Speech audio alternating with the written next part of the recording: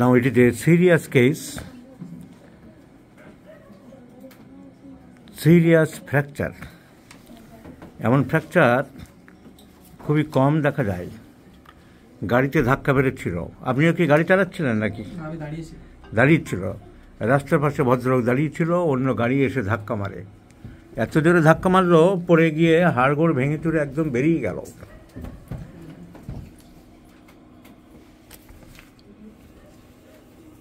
ফিমারের lower and উড়ে চলে গেছে। কোথাও দেয়ালে টেয়ালে বোমা মারলে যেমন বেরিয়ে চলে যায়, সেরকম হাড় বেরিয়ে চলে গেছে। এরকম ছবি আমার জীবনে প্রথম দেখছি। মানে কি ভয়াবহ অ্যাক্সিডেন্ট। ফিমারের অর্ধেক নিচের অংশটা কন্ডাইলের উপর থেকে, টিবিয়া ফিবুলা নিচের কন্ডাইলের উপর থেকে ভেঙে বেরিয়ে চলে গেছে। তো হাড় টুকরো বাইরে বেরিয়ে পড়ে গিয়েছিল। এখন সার্জারি হয়েছে, হয়ে আস্তে আস্তে ইমপ্রুভ করছে, কিন্তু ইনফেকশন হয়ে গেছে। এই ইনফেকশনটা আমাদের কন্ট্রোল করতে হবে। হাড় জোড়া রাখছে প্লেট দিয়ে, ও মাঝখান থেকে হাড়ের গ্রাফটিং করা হয়েছিল। গ্রাফটিংয়ের পরে এরকম কিছুটা ইমপ্রুভ হচ্ছে।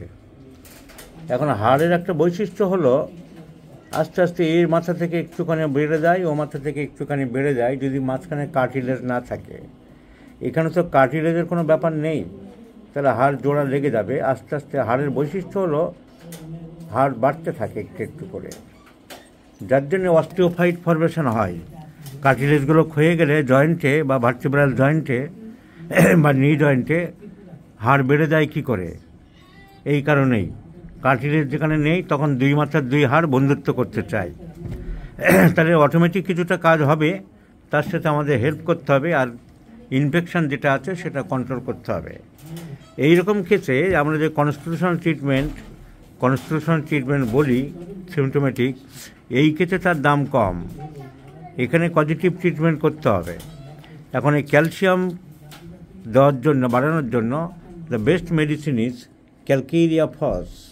So calcarea FOSS 3x or 6x lower potency দিতে হবে। So calcarea FOSS 6x 5 tablets 4 times a day এটা দিতে হবে। ক্যালকেরিয়া ফ্লোরটাকে, হাড়টাকে আরও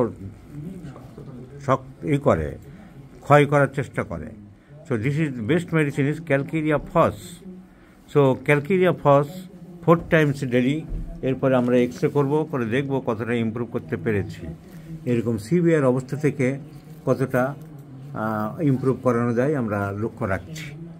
তো এই সুযোগে আমি ভিডিওটা দেখিয়ে দিলাম। জুনিয়র হোমিওপ্যাথিক ডাক্তার যারা শিখতে চাই, এইখানে যদি পুরো কেস টেকিং করে কনস্টিটিউশনাল ওষুধ লাইকোপোডিয়াম, মেডোরিনাম দাও, তাহলে তোমার ট্রিটমেন্ট আবার বৃথা। তার কারণ এখানে তার ক্যালসিয়াম ডিপোজিশনটা করতে হবে।